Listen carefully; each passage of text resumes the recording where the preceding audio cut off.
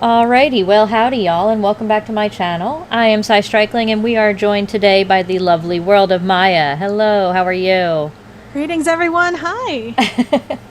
It is good to have you here with us today. I've been super excited about this one. You have been great friend of mine for quite some time now, Oh, thank and you. Same. definitely excited to do this interview and get to know you a little bit better.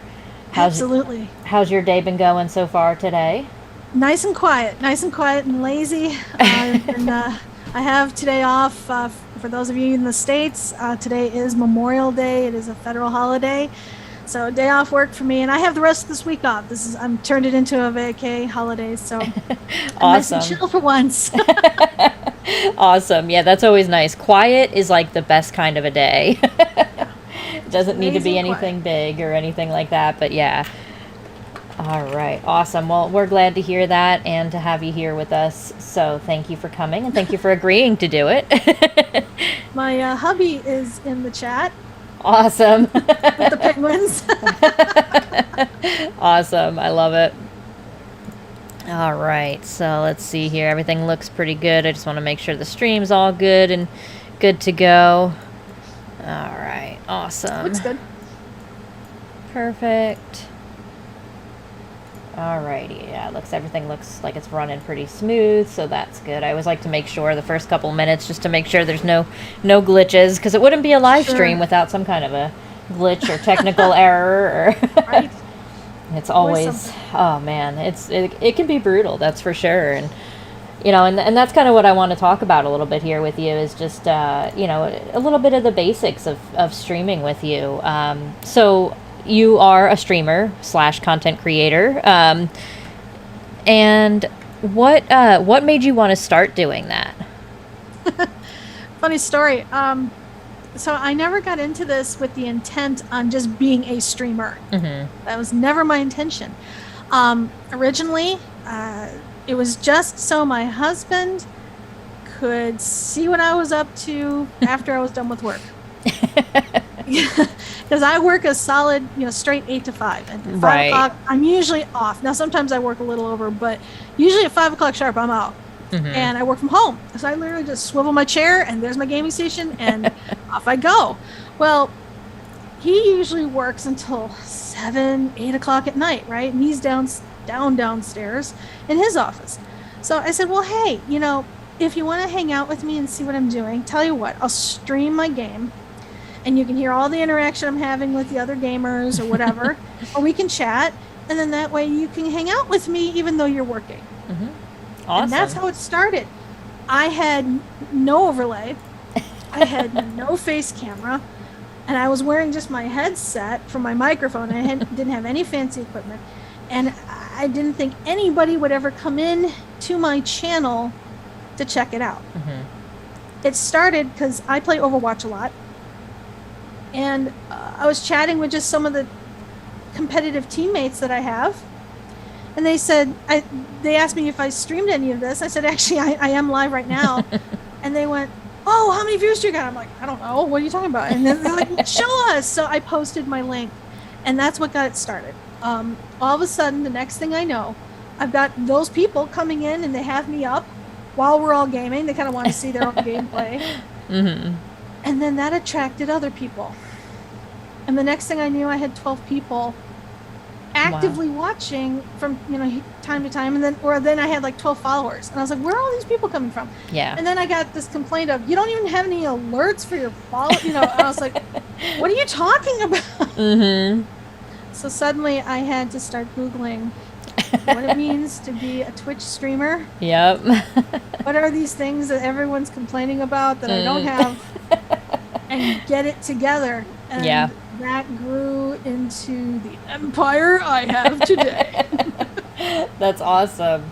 Yeah, it's something when when you first start streaming and you're like, all right, I'm streaming, I'm live, great, and then you realize all the things that there is involved in it. It's just like, hold on, I can't just hit the go live button and that's it.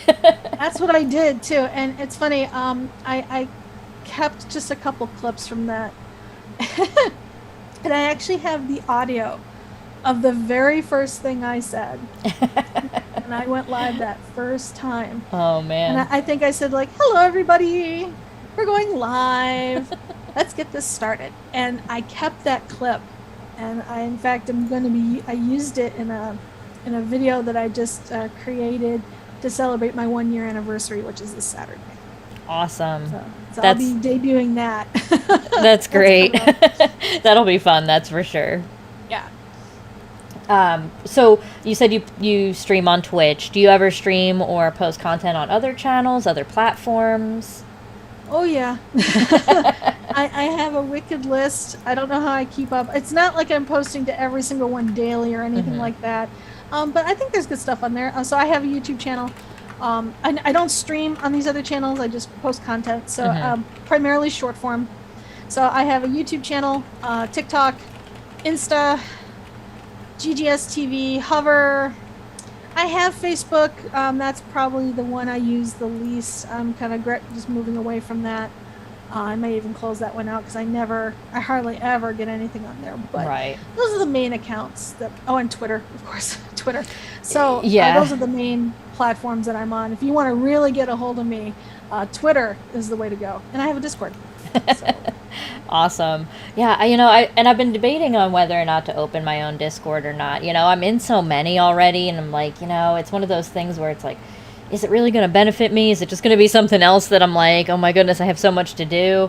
It's another one of those things that is a tough thing to start out with, and to figure out as a new streamer. I agree, and it's not like my Discord's like the most liveliest thing ever, but I like it for the fact that I can keep a log of my own clips. I can let people know what's going on. Those who are there, I can chat with, and I have a bunch of streamer friends who are in there. And if I need to get a hold of them, I can ping everybody and go, hey, So it's helpful like that. But I am waiting for the day that we do have enough people in there where it becomes a life of its own. Yeah. And it just generates itself, and then you just need people to kind of moderate. Right. Not there yet, but someday I'm sure it'll be.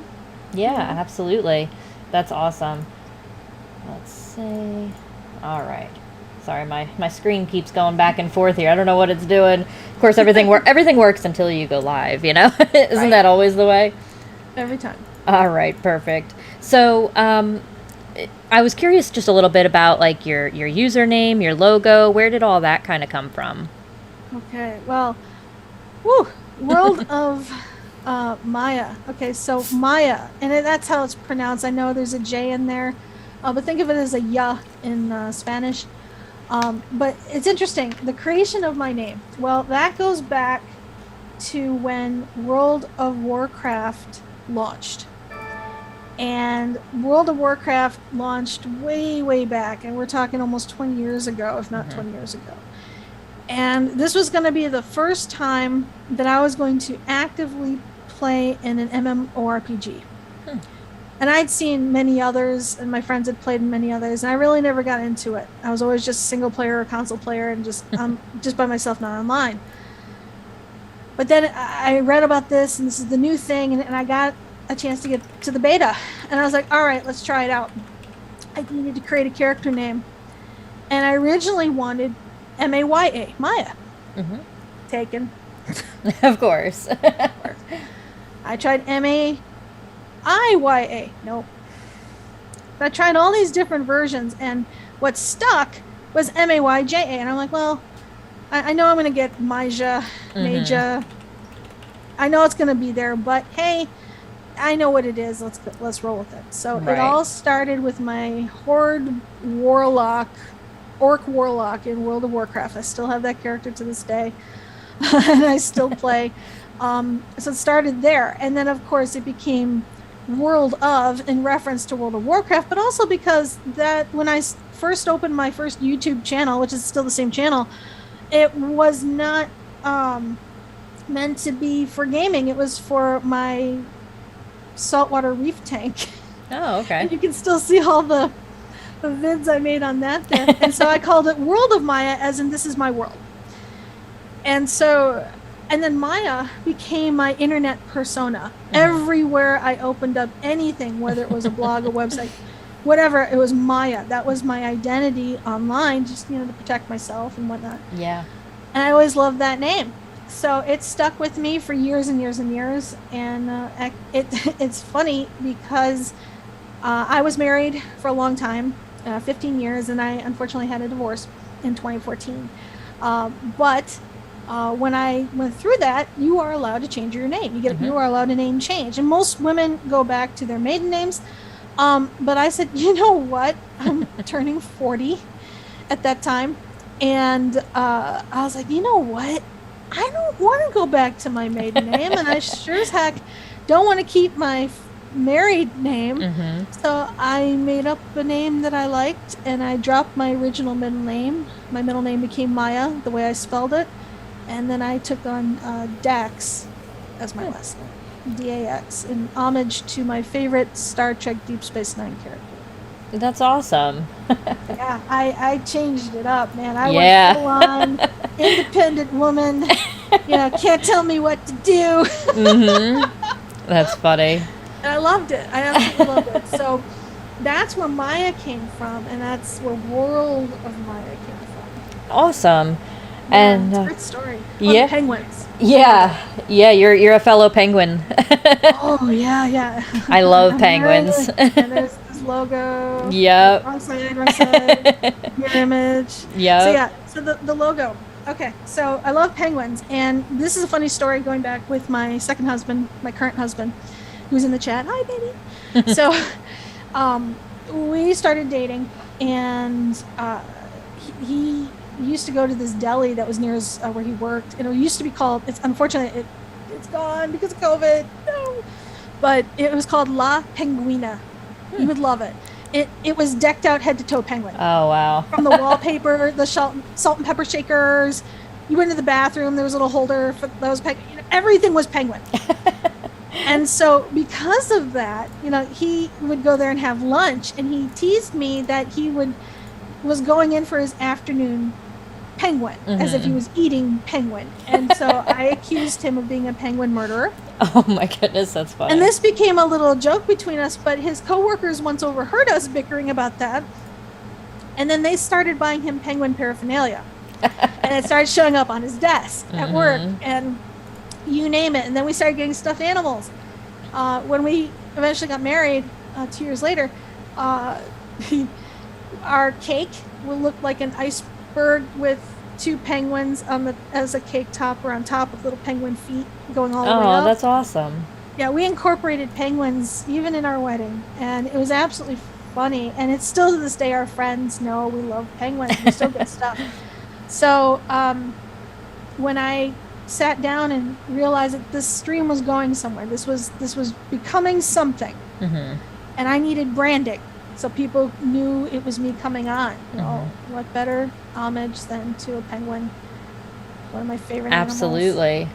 animals. And I was like, this is going to be awesome. And so I talked with a designer, and I said, I really didn't know what I wanted. I said, well, it just needs to incorporate purple somewhere and and make it cute and happy. And I said, probably a peace sign and probably winking, because that's something that I do. Yeah. And he captured the personality perfectly, and it became a logo. That's awesome. Yeah, that's yeah. I am the same. I love penguins. Everything is penguins with me. Oh yeah. My own camera decided to unlock. I have one of those cameras that can follow you. Yeah. If you move to, like, if you wave at it, yeah, it'll track you. So it decided to unlock. So sorry. No worries. Put it back. There you go. Yeah, it likes to do its own thing. Every once in a while, it just likes to unlock, and there we go. And I was like, oh, thanks a lot. Of course, right? Now, I know you said that, you work full time as well. So how often do you make content now? And is it something where you'd want to eventually go full time with it? Or is it something that you'd always think of as like a part-time thing? Mostly just a part-time thing for fun. It's more of a hobby for me.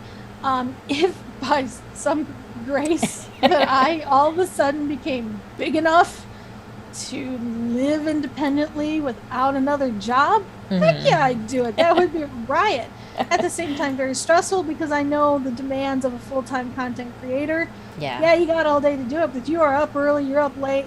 You are constantly keeping up with everything. Yeah. You better be posting all the time and coming up with new and creative things. Now, not that I couldn't do that, but that can be exhausting. Yeah, And absolutely. it is exhausting. So even just part-time, it's exhausting at times. So working full-time and doing this, I don't have the stress of wondering if I'm going to make, a utility bill payment or something like that. Yeah.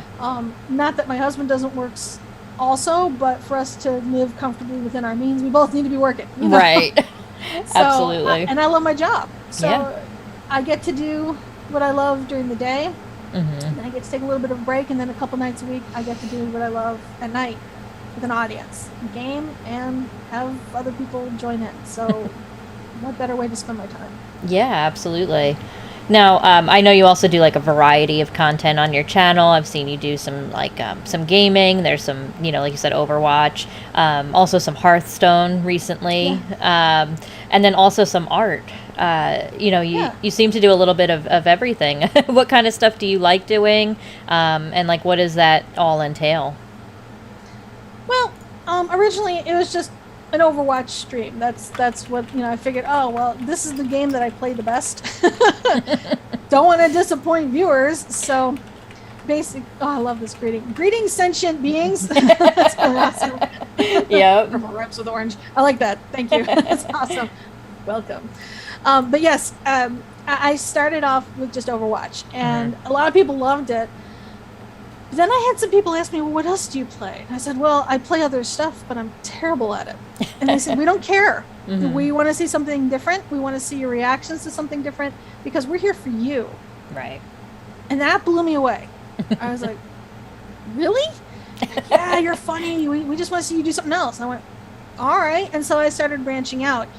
And I generally play the lighter, fluffier, funnier, cuter games. I don't usually go for anything that's very realistic or like no COD. Right. I don't do Apex or Valorant or I have those games. I've never played them. Right. They're there, taunting, but maybe someday I'll venture into that. And it took me forever just to get into Fortnite, but I really like it. Yeah. But then, like a friend of mine said, "Come play Dead by Daylight with us," and I was like, "Oh, I don't do scary. You're gonna be with a group. It's gonna be fine." To this day, I still shriek when I see a killer come around a corner. And people love the content. So Yeah. I actually have a lot more fun with it now than the first few times I played it because I was literally petrified. But it grew on me. And so then I've tried out another horror game, but I think it's almost a little too intense for me. I've been trying Outlast 2. Okay. Ooh, that almost gave me nightmares. Oh, wow. And yeah, it's really intense. So I try to stick with other more fun games, and then I also love to collaborate with others, other streamers to see, if we can do collaborative games like Fogs. We did that one. I did that with a Sword Bear. And right now I've done Dead by Daylight, Fortnite with my friend Itsolja, and then Xander Invictus from EMGG fame. We have been playing Hearthstone on Thursday nights. So awesome. Yeah, I've seen up. those. The Hearthstone, is that on the PC or is that? You can play it on PC and mobile, so you Okay. can play it on your phone too. Yeah, I was gonna say I've only ever played it on mobile devices like my tablet or my phone, anything like that. Yeah. But I didn't Yeah, realize it's it was available free. on PC. Yeah. Oh yeah, you can play it on PC too, and it's part of your BattleNet Oh, package. okay. You can download it. But you were asking me also about my art stream. Well, that Yeah. was something that I decided to do just because I felt that a lot of streamers are moving away from just gaming content. A lot of my friends do cooking streams, and I was like, well, I can cook, but I don't want to just do a mirror image of everybody else. And I was trying to come up with something unique that I could do. And I also have a lot of friends who play, like a musical instrument, like guitar. I'm learning guitar, and I was like, I'm learning guitar, but that doesn't necessarily mean people want to see me struggling to play guitar. So I was like, it's probably not a good idea. So then I thought, well, what else can I do relatively well, and I realized that, well, I do adult coloring. It's as a way of lessening anxiety and just a kind of a meditative thing, where it forces me. Oop, I have a fan going and just me cover off my light. So if I just got brighter all of a sudden, that's why. It's not overkill, so that's okay. No, you're good. But yeah, it's just a way of relaxing, and I make decisions, big decisions, all day long. And I can sometimes get really frozen mentally and hung up if I got too many to make, and they're stressing me out. So even with something as simple as picking the right color for a certain segment on a piece of paper can wig me out if I'm too stressed. Yeah. So I have a rule that my therapist told me to do at one point, saying you can't choose the color, you just grab. And you just go with what you grab, and you can't take more than like 5 seconds to decide where that color is going to go. And you just got to go with it. Wow. And you can only use it for like 3 times, like 3 segments, and then put it down and pick another one. And it was just to get me out of having to be perfect. Right. All the time. I'm a big perfectionist, and so I can easily stress myself out. I'm like, this isn't perfect. Oh my God, am I supposed to use this here? Nah. And I can do that. Yeah. And this forced me, if I follow the rules, it forced me not to do that. And it's so much fun. And I love it now. I figured I'd share that with the world. And I found a whole new group of people who were like, wow, there's another side of you. Or, sometimes when you're playing Overwatch and things like that, you're too hyper for me. But when you're doing this, I love this chill vibe. And so that's awesome. I can bring that aspect in as well. Yeah. No, that's definitely awesome. And yeah, I mean, variety streaming is definitely one of those things where it's hit or miss, and even I've tried doing quite a variety of different things, and I do a bunch of different things, but finding that like niche, what you're good at and what people are having fun watching is can be difficult, and it seems like you've definitely done that with yours. I'm trying, and I'll change it up again. I'm sure I'll come up with something crazy. Yeah. That I definitely understand. There's always something new. You're like, maybe let's try it, and see what happens. Well, especially now that we're getting into the warmer weather. Yeah. I was playing with the idea of trying to do like a mobile Twitch live outside. Yep. Touching grass. Just taking a walk. Like, hello, stream. I'm doing that thing that people hate to see on the sidewalk. Exactly. Oh, man. Well, for anybody new starting out, say they're just starting out day one today with streaming, what kind of advice would you give to them? Ooh. That's a tough one. The big thing that I would advise for somebody new, and I wish somebody told this to me when I originally was really trying and starting, is to don't worry about what you think your audience wants. Don't try to live up to the expectations of others. Just do what you feel comfortable with. It will then be authentic. It will then be genuine, and that is what people respond to. Yeah. And if they don't like it, they'll move on and find a streamer who does do their vibe. I know when you're first starting out, you want to keep every single viewer you got to keep those numbers up, especially when you're trying to reach affiliate. It's not worth it. It's not worth it. They're not your people. Yeah. Your people will find you, and you will find your people.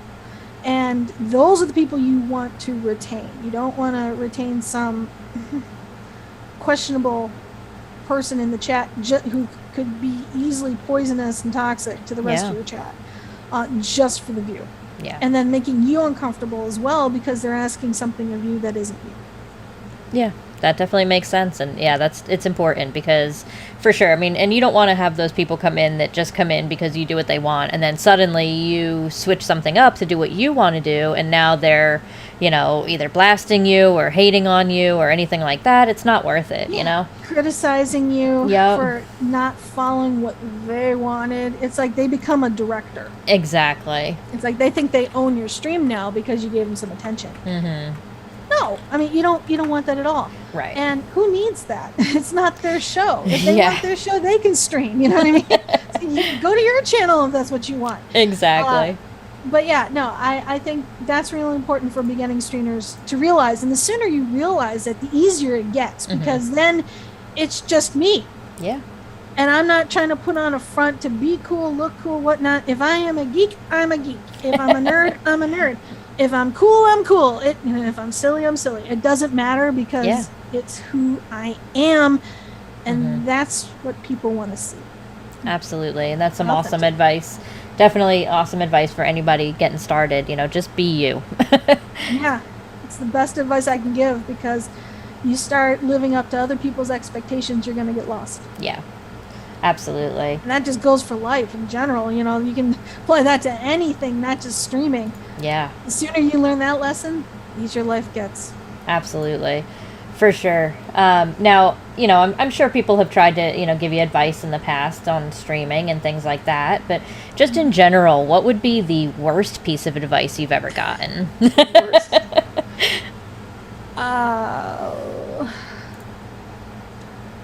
Well, calling out a lurker. Trying to forcibly engage lurkers in your stream. Yeah. Big no.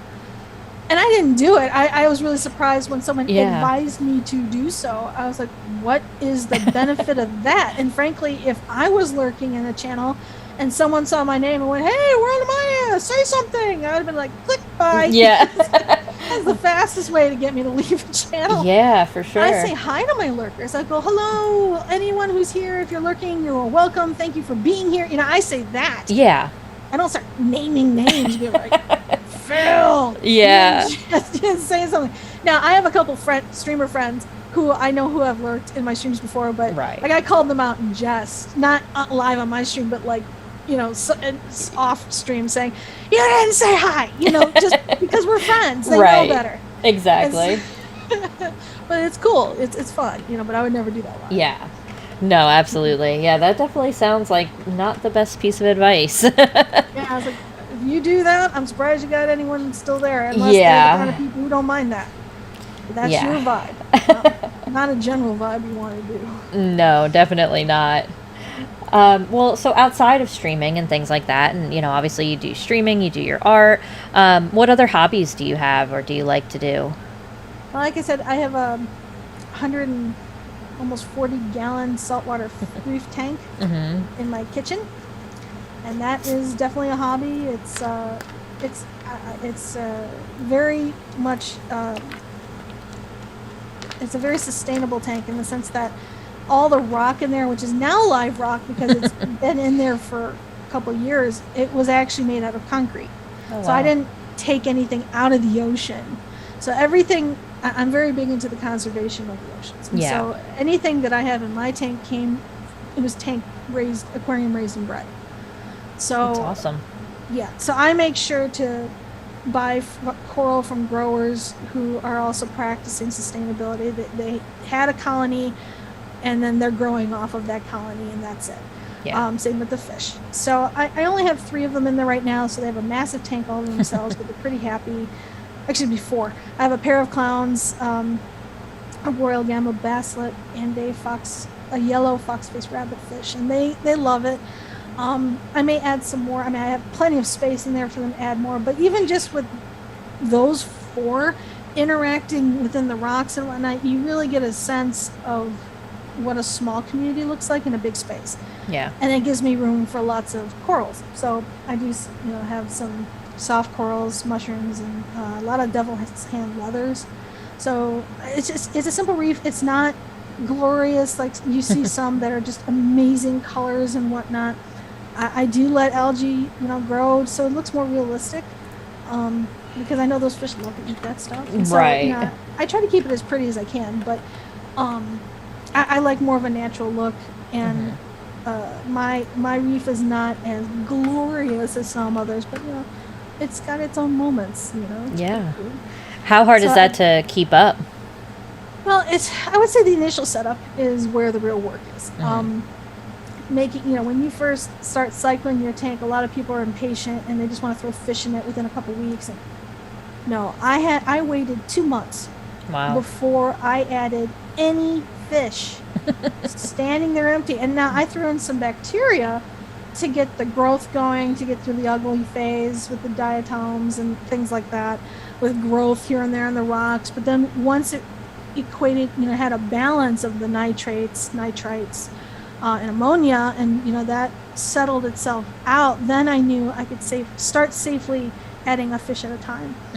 And so that's what you got to do. It's all about patience, and being precise with measurements of how much salt you're mixing into your water, how much of an additive you're putting into the water, so the corals can feed off of it, etc. The big thing about reef keeping is what everyone says is all about water maintenance. Yeah. It's just about That's a big water. one. It's all about the water. Yep. Because it's a cycling system. They're not getting fresh tides coming in from anywhere else. You got to maintain that water, and so it's all about the water. So once you get it established and the ecosystem's there and it's humming along, you do a water change every once in a while, and you maybe do a little gravel sifting or clean out the sump, and that's it. You might have to do a little bit of maintenance on some of your pumps. Otherwise, you can feed the fish. It's humming along every day. Well, that's awesome.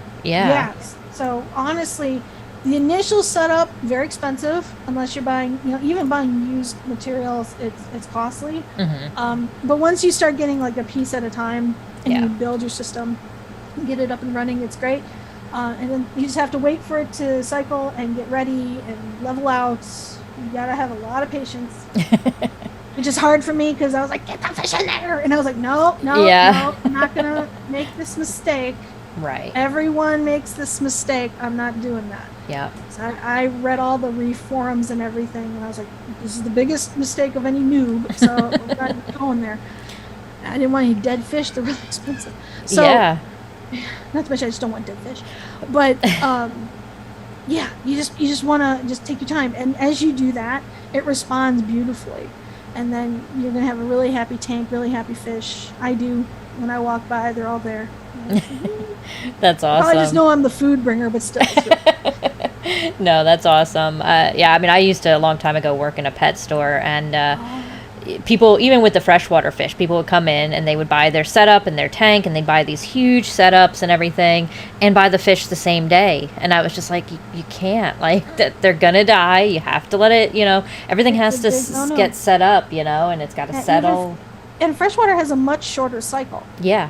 Much shorter. You can get the bacteria up and running. I mean, you can do it within a week if you're really good. Exactly. I've done that because I started with freshwater. I did freshwater ever since I was a kid, all the way into my early 20s. It wasn't until my late 20s that I finally could afford to actually do saltwater, and also not to mention, have the space and the place to do it.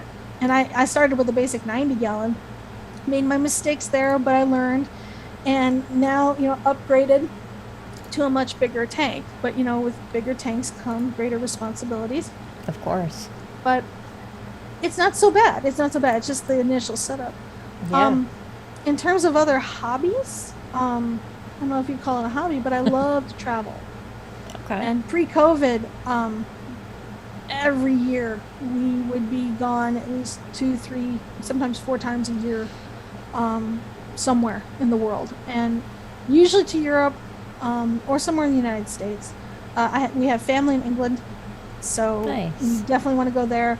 But we love going all over the place, and we had big plans. In fact, right before COVID really hit, to spend a long weekend to weekend in Oregon, in wine country there, to check out Pinot Noir and Willamette Valley.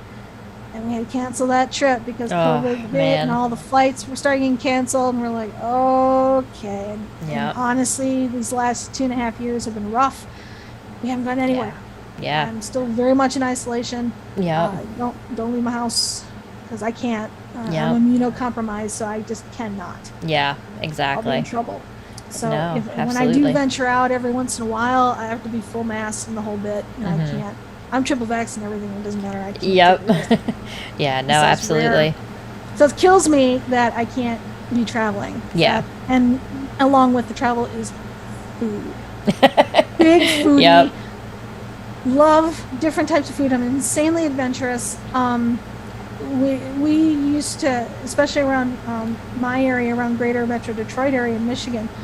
There's an explosion of new restaurants all the time now. Wow. And some fantastic chefs. And they're coming in from New York, they're coming in from Vegas, they're coming in from all over the place. And they were like, I want to do something here. And I'm like, what? And so, we used to be like, coming into like the soft openings and getting to test out the menus and all that. Mm-hmm. You get to know all the sommeliers and the, house managers of the house and all that. That's you awesome. got lists. We have to build all that up again. Because Oh, wow. I haven't been into a restaurant since March of 2020 is the last time I was in a restaurant. So. Wow. Yeah, it's definitely that's one thing I love. I'm a huge foodie. I like to go to all these different places, like different kinds of places, things like that. And since I moved to Tennessee from New Jersey, there's a lot less options. I'm more stranded out here, I feel like, and I miss a lot of things. And I'm going back to New Jersey in July, and I'm looking forward to having food that I haven't had in quite some time. Right? It's crazy. It's crazy how different things can be from where you go. Oh yeah, well, we do a lot of DoorDash and Uber Mm-hmm. Eats, okay, because we're dying to have our Yeah. eats, right? So last night we had Thai food. Usually Monday nights can be Indian. Mm-hmm. Then we've got Indonesian. There's an Indonesian restaurant near us that is phenomenal. And then, and then there's a Korean restaurant that is so authentic. And, we love spicy. There's a Mexican place, there's Chinese. It's all here, but there's a lot of very authentic places. Then you got the fusion places. Right. That are wicked cool. A little bit more on the expensive side, and then the seafood. Oh my gosh. There's a couple sushi places I can rave about. It's all here. Awesome. It's all here. And so whatever you want. And you want to get a darn good steak, good burger and fries, you can get that too. Mm-hmm. You got gastropubs, breweries, Wow. all over the place. Michigan is known for their micro brews. Yeah. Oh, so we're spoiled. Yeah, I definitely miss the variety. Where I live, I'm over an hour away from like the big major city where all that stuff is. But of course, Right. I'm not gonna drive an hour or more away, especially with gas prices as they are right now. Right. So it's definitely, I'm more sheltered. There's like one Chinese food place. There's, your typical, fast food, Taco Yeah. Bell, there's McDonald's, that kind of stuff. But there's no like good, variety of restaurants. So that's definitely something I miss. But Definitely. Yeah, I know that would kill me. Because I fast food has its place. And Yeah. don't get me wrong, I can cook down a Taco Bell in a heartbeat. Yep. I'm not that picky, but every day, Yeah. no, I couldn't do it. Exactly. So I would probably at that point just be trying to be more adventurous at home and trying to cook more. And Yeah. that can be crazy with food costs just going up in general. Absolutely. Especially depending on how many you're cooking for. Yeah. So Yep. I'm usually cooking for two. If I cook and then we have all these leftovers that don't get eaten, it's like, come on, Yep. such a waste. But the recipe called for this. I know. It's Struggle's crazy. real. It is. But no, I definitely hear you on that. I'm a big foodie, so I hear you. Awesome. Well, I know you said obviously you have the fish. Do you have any other pets as well? Yeah, I have two cats. So we have Apollo and Pandora. Apollo is a young male black and white patchy cat. His nickname is Panda because he does look like a panda. That's adorable. Yeah, he's about 6 years old. Oh, wow. And so he's still young. And Yeah. then Pandora, she's like 9 or 10. But she's still very active, especially because of Apollo. And we call her Fuzzy Butt. Oh. Or just Fuzzy. We just call her Fuzzy. Yeah. Because she really is fuzzy. But she's a sweetie. She's a gray tabby. And has brilliant green eyes. And the one thing that stands out about Apollo being a black and white, he has brilliant amber eyes. Oh, wow. And it's That's really awesome. unusual about him. I was like, whoa. When I first saw his eyes, I was captivated. I was like, Yeah, "Ooh, for that's sure. pretty." So, both rescues. Oh, awesome. How do they do with the fish tank? Do they seem interested in it or? Not Not really, because it's up so high that it's really out of their line of sight. Gotcha. Every once in a rare while, I'll see them doing this, Yeah. because they can finally see the big guy going back and forth. But it's so high, and there's nothing nearby that would allow them to go up. At one point, I thought maybe I'll put a stool in front of them, but that would allow them to, because it's an open rim tank. Oh, okay. That would allow them to start getting in. Oh, and no. the last thing I need is one going swimming. So, Oh. So I thought about it, but I was like, this is for me. That's not for them. Yep. They want to watch fish. I'll put it on Discovery Channel. Right. Or something. They can see that. Oh man, yeah, that's a good idea. Out of sight, out of mind with the cats for sure. I don't think they would honestly hunt the fish, and not to mention the second they smell the salt, no, they just be like, no. Yeah. But you never know. Yeah, they're cats. At the end of the day, they're cats. Hubby says currently both passed out in front of me. Oh, well, that's where they are. Good. Then I'm harassing me. Awesome. I love, we have a ton of animals, me and my fiance, so we're definitely animal people. The only ones that we have to kind of keep separated are the birds from the cats and the dogs. Oh yeah. The what birds, kind of birds? There's an African gray and a cockatoo, and I love those. they're a piece of work, the two of them, but they definitely have to be separated, because not only would the dogs and cats probably try to eat the birds, but the birds would attack the other animals. Yeah, especially birds that size. They Yes. don't play. Nope. They are wicked smart, and they Oh, will so dive much. bomb a cat in a heartbeat. Yep. I had a parakeet that dive bombed my cat once upon a time ago. They don't play. They know how to handle a cat. No. But Yeah. I watch TikToks of African grays and cockatoos all the time. They are the funniest Oh, yeah. birds ever. Like, what are some things that your African gray can say? He talks up a storm. He's picked up a lot of things over the years, because he's 16 now, so he's picked up a lot of things over the years. And I used to have, quite a few years ago now, guinea pigs, and so anytime I would say the word carrot, the guinea pigs would go crazy. The guinea pigs knew that they were getting a carrot. So of course the African gray, now one of his favorite words to yell is carrot, even though I still don't have guinea pigs. So he talks up a storm. I used to have another dog years ago. She passed away in 2015. Her name was Chloe, and he used to yell at her. He would yell, "Chloe, go lay down." And now he still does it, because it was just something that he was used to. But he is a piece of work. He talks up a storm. They're definitely a great animal. I think you should do some TikToks for sure.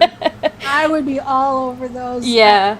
The worst part is though, good. he knows when you're recording him. He's one of those, like, as soon as I go to record him, he shuts up and he's like, nope. So I have to like sneak it. I have to like put the camera in there, set it up, and then like leave him be. Uh-huh. He's a piece of work. That's awesome, though. That is so cool. I absolutely love birds like that. Wicked cool. Yeah, they're awesome. I love the cats though, and I think I've seen pictures of your cats. I think you posted them on Discord and everything. They're adorable. Oh yeah, they are, and they're crazy, and they still horseplay big time. Sounds like a herd of elephants running around the house, and it's all in good play. I'm always keeping a side eye on them, right? To make sure, but it's never. They're just doing the usual wrestling and chasing each other, and they take turns, which is normal. So, but it's just hysterical. Yeah. We have a 2-story house, and we have a basement that's finished. So hearing them run up 2 whole flights of stairs at a rate of knots. It's like, oh my goodness, what is going on? And they're loud, and that's crazy. Yeah, so it's like kids running around the house. Oh yeah, for sure. That's awesome. Well, I know you said that you work during the day, you stream at night. Are you more of a morning person or a night person? Night. Definitely a night person. Well, I do have to get up early for work. It hurts. Yeah. I'm not going to bed. Literally, I'm watching TV usually until midnight, 12:30. Then I'll go up to bed. Then I'll look at my phone. Maybe it's 1:30 by the time I actually fall asleep. Now, if I'm exhausted, oh no, 10 o'clock at night, I'm passed out on the couch. It's like I'll push it too far. But I'm usually midnight. Yeah. TV, we're trying to make it like hard now. Midnight, TV off, upstairs, get your butt in bed. You know what I mean? Yeah. Laughter. Yeah. We're trying. It's not always working. But particularly on vacation, we were up till 2 a.m. last night. I think it was 2:30 by the time I actually got into bed, and I was still looking at my phone. Oh, wow. I'd rather be up at night. Yeah. And what time do you... not a morning person. Yeah. What time do you have to get up normally? What time do you normally get up in the mornings? 7. Oh, wow. Now, yeah, that's early. I work 20 feet down the hall. Yeah. And I still am sometimes late. I understand that. Trust me. I hear you. That alarm goes off at 7. I am not up and at 'em. I'm snoozing it. And then my husband's alarm starts going off at 7:30. And then I'm like, 30 minutes. Oh, can I push it? And then it's like around 7:45, 7:50. I'm starting to move. I'm like, all right, I got 10 minutes. Yeah. Throw some water in my hair. Brush my teeth. Grab my water and walk down the hall to my office. Yep. That's how bad I am. Yeah. And to imagine when I was commuting, I was up at 5:30 in the morning to leave by 6:15, 6:20 to get to where I need to be by 7:30 because the commute was hellish, and then start the day at 8. Oh, I can't believe I was doing that. That was brutal for me. Yeah, that sounds terrible. I'll do it when I have to, but no. Yeah. Please. Because on weekends, like today, I didn't wake up till 10:30. I was out of bed maybe by 11:30 noon. Yeah. I was just lounging. I can stay in bed all day. Well. Yeah. No, absolutely. I hear you. That's early. Wow. That's way too early. Even no one should know what 5 a.m. looks like. No, for sure. I mean, I used to work overnights, and I wouldn't even get home until like 7 a.m. and then I'd go to bed. And I can't imagine having to be up that early. I've never been. I couldn't imagine working all night though, because I do get tired eventually. Yeah. I think my normal schedule is like mid-morning around 10:30 to about 2 a.m. I think if that was my normal schedule and I could actually maintain that, perfect. That's my rhythm. Yep. That's why the days off into back to working can be so difficult.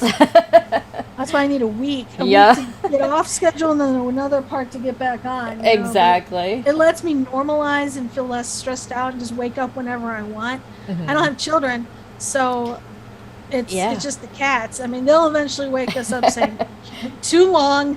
But it's not like I have any other responsibilities except to me and my husband. So. Yeah. That's awesome, though. Yeah. No. I feel you on that. Definitely a night person. And so let's see here. So there was a couple other things that I had that I was curious. I wanted to know the best, at least to you, the best flavor of ice cream. Pistachio almond from Baskin Robbins. That's very specific. Yes. Baskin Robbins, definitely a United States thing. I know, I just found out recently that there's one in Dublin. Oh, okay. I was like, well, really? So it is apparently a worldwide brand, but it's classically known as 31 flavors. And they have so many. And pistachio almond has always been my all-time favorite, right next to chocolate almond. Okay. Notice a theme. So I like almonds. Yes. But I have some in my freezer right now. It's just the flavor of summer for me. Yeah, absolutely. I always love getting to know somebody's favorite flavor of ice cream. I think it tells so much about a person. Okay, so what does that say about me? It's fun. It's fun and different. And I feel like it's, it kind of envelops you as a whole. You're definitely fun. Fun, different. I would say I also put in a sense of sophistication there because it's not just plain vanilla. Yeah, exactly. It's a very specific combination of flavors, which does say that there are times when I'm a little high maintenance, which is true. That happens to all of us, though. Oh And yeah. so, growing up, did you have any like favorite TV shows or cartoons that you love watching? It's funny. I just answered that this morning to the EMGG site. Oh yeah, I think I answered that one this morning too. I think it was Yeah. Captain So Planet for me, but yeah, I put in Looney Tunes, particularly Marvin the Martian. It says okay. you're a nut, obviously. Thanks, Heather. If it wasn't obvious already, I know. So yeah, Looney Tunes I grew up with big Hmm. time. Marvin was always my favorite, but I love Bugs Bunny and the team. But if Yep. you want to go way back, Mighty Mouse, Yeah, that was that's a big one. that's going back.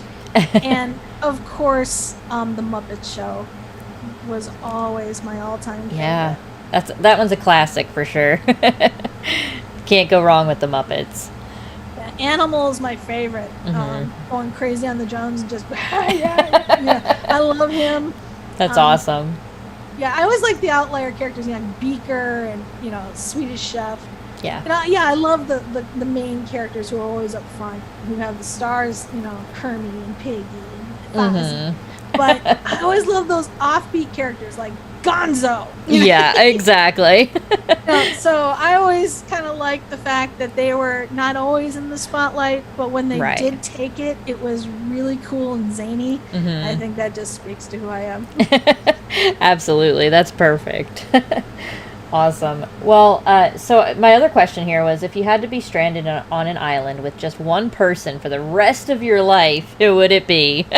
Oh, I probably have to say my husband. I would say there's probably only one right answer. He would kill me if I didn't choose him. No, Yeah. I would want. Yeah. Obviously, I've made that choice. I'd want to spend the rest of my Yeah. life with him. However, if you take second choice, okay, so Yes. hubby by far, but I know what he's gonna say because he knows who my favorite actor is. Of all Yeah. time. I wouldn't go with him. I wouldn't go with him. Ooh, that's tough because you want. I always think practically. Yeah. What somebody who obviously can help build shelter and get food and all the Mhm. things, right? Teehee. But yeah, but this is a fantasy thing, right? Right. Assuming you're good in that sense.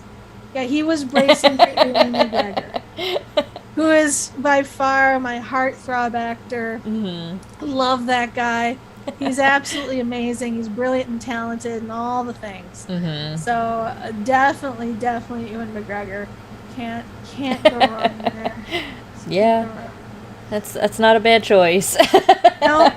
I mean, you got the accent, the brilliant eyes. I loved him in Moulin Rouge. I just fell in love with him there. Many Yeah. other movies he's been in. Of course, in Star Wars. Can't go wrong with. The first time I saw him as a young Obi-Wan Kenobi, I about fell out of my chair because I never thought that anybody would be able to recreate that character as well. Yeah. Alec Guinness is a legend, and you just can't, there's no way that you can do that. He somehow encaptured that man's soul. I have no idea Yeah. how he did it.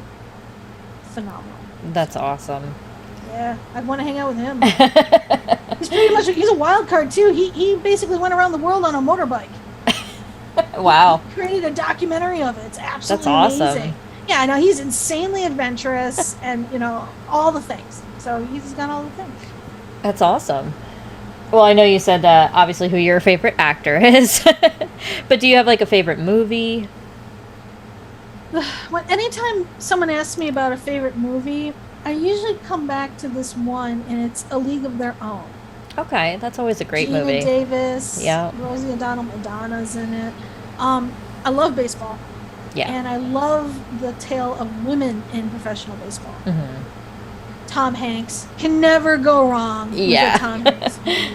Absolutely. But it was more than that. Of course, it wasn't just the story. It was also about women's liberation. It was also about women being able to do things, and breaking that glass ceiling. And I love that. And I love the music. I love the time. Mhm. Everything about it. The storyline, the writing. It's all great. Yeah. You know, and you can pretty much pull a Tom Hanks movie and it's going to be a favorite of mine. Yeah. Big time. So, Yeah, that's for sure. yeah.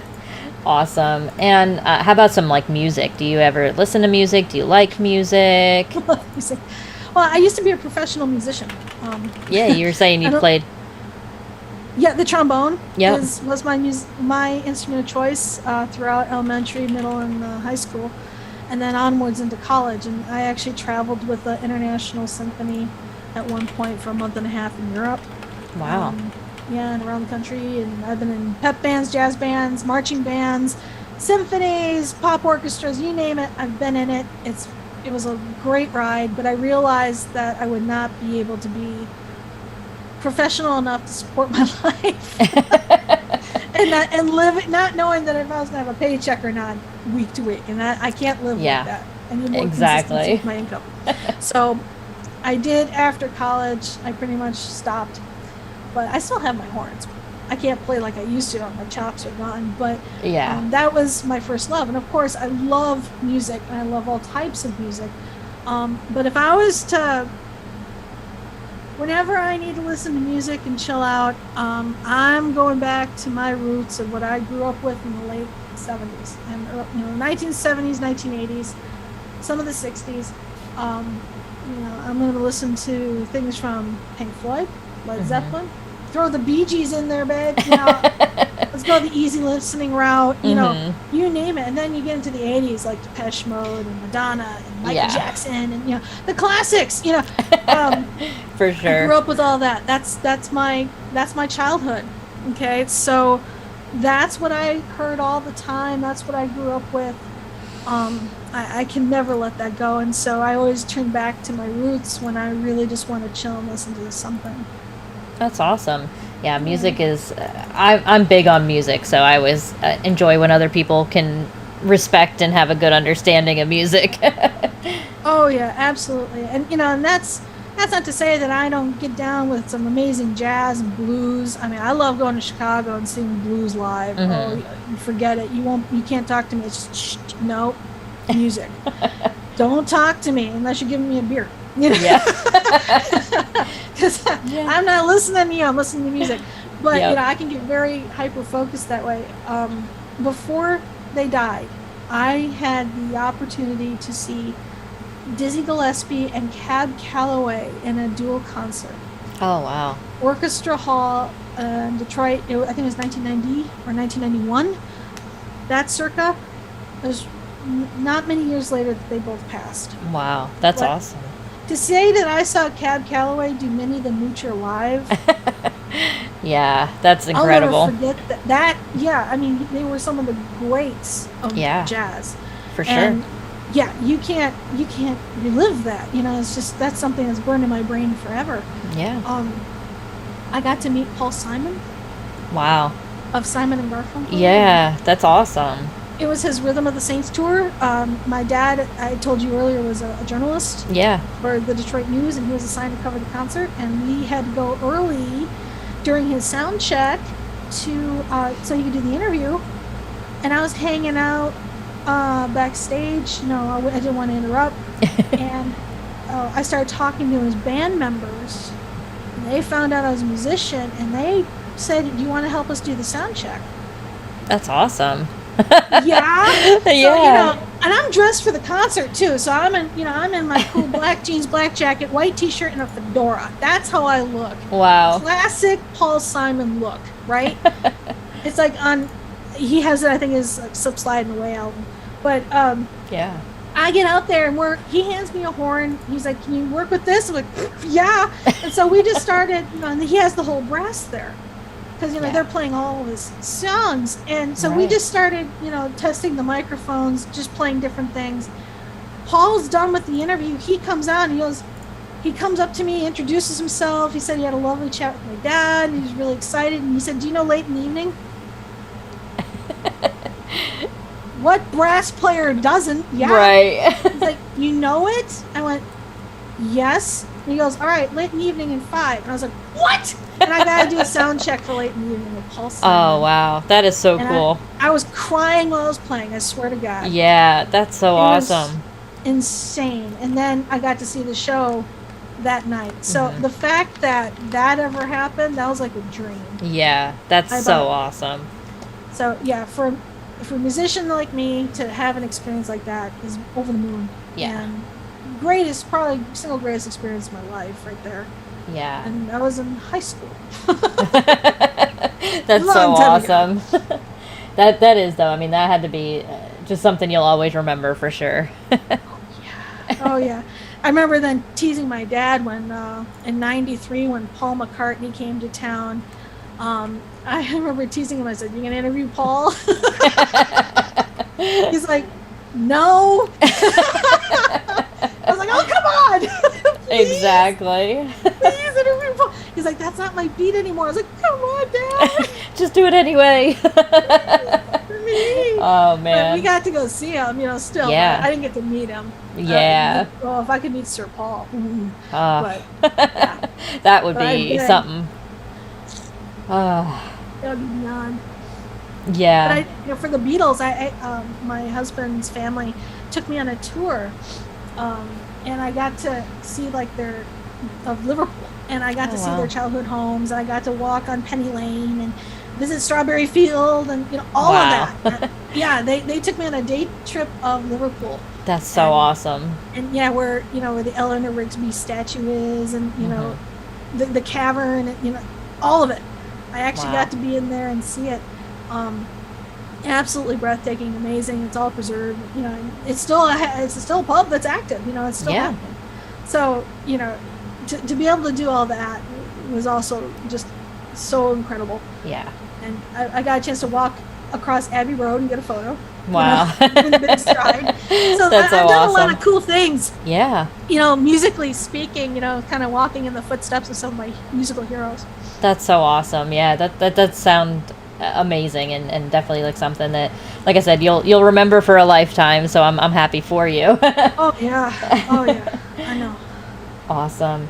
Well, that is about all I had for you today, and it was great hanging out with you and getting to know you a little bit better, and spending this time. So, I did go ahead and drop your link there in the live chat for both Theta Thank you. and YouTube, and it is in the description of the video. So if anybody wants to check it out, please go ahead.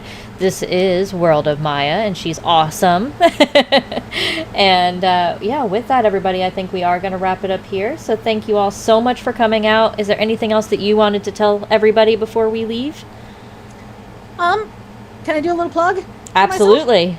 So, if you are interested in the zaniness of me, I stream Tuesday, Wednesday, Thursday evenings, 6:30 p.m. Eastern Standard until usually around 8:30, 9 o'clock. But this Saturday, June the 4th, I will be doing a most of the day stream. I haven't decided the start time yet for my 1-year anniversary of streaming. So if you want to get a nice year in review of everything that I've done, come on by Saturday. We'll see you then. Awesome. All right. Well, thank you again, everybody, so much for coming out. I greatly appreciate all of you. And don't forget to check out World of Mayja. Like I said, her link is in the description below. Thank you all so much for coming out. I am Cy Strickling, and I will see y'all in the next one. Have a